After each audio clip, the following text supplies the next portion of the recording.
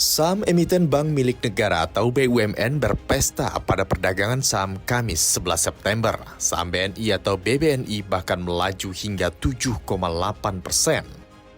Kenaikan juga diikuti oleh BTN, BRI, dan Bank Mandiri. Penguatan ini merupakan respon positif pasar setelah Menteri Keuangan Purbaya Yudisadewa mengumumkan rencana penarikan dana pemerintah sebesar 200 triliun rupiah dari Bank Indonesia untuk mengejut likuiditas di perekonomian. Purbaya menjelaskan kebijakan ini telah mendapat persetujuan dari Presiden Prabowo Subianto. Ia menegaskan dana tersebut bukan pinjaman, melainkan penempatan kas negara untuk mendorong penyaluran kredit oleh perbankan.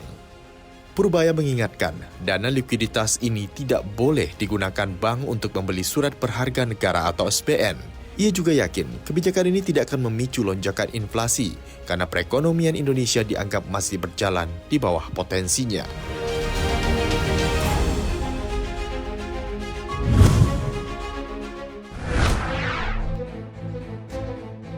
Indonesia dan China semakin memperkuat komitmen penggunaan mata uang lokal dalam perdagangan dan investasi. Kesepakatan ini tertuang dalam pertemuan Gubernur Bank Indonesia Peri Warjio dan Gubernur Bank Sentral China Pan Gongsheng di Beijing hari ini.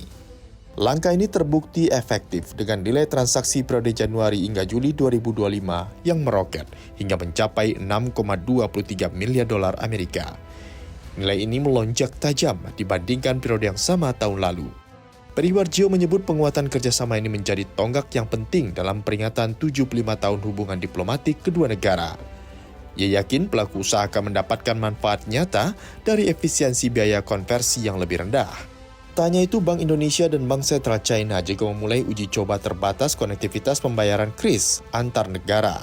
Inisiatif ini akan semakin memperkuat konektivitas pembayaran lintas batas dan mendorong inklusi keuangan global.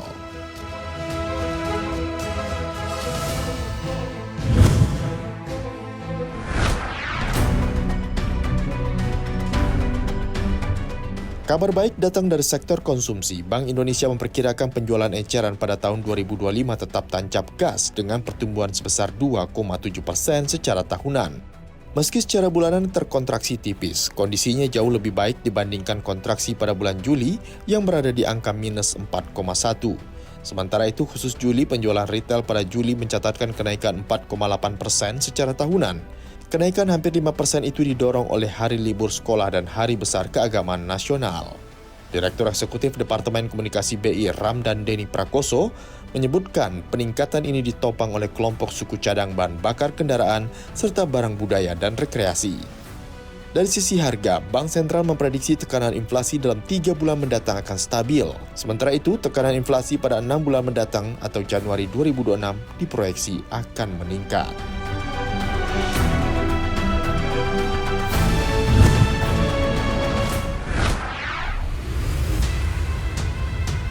Harga minyak dunia kembali memanas dengan kenaikan lebih dari 1% pada perdagangan 11 September 2025. Pemicu utama adalah serangan Israel terhadap pimpinan kelompok Hamas di Doha, Qatar yang meningkatkan ketegangan di Timur Tengah.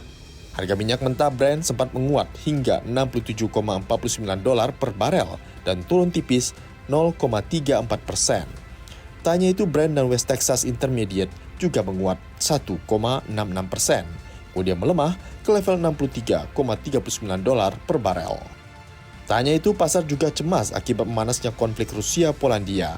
Untuk pertama kalinya, anggota NATO, Polandia melepaskan tembakan setelah menjatuhkan sejumlah drone yang diduga milik Rusia di wilayahnya.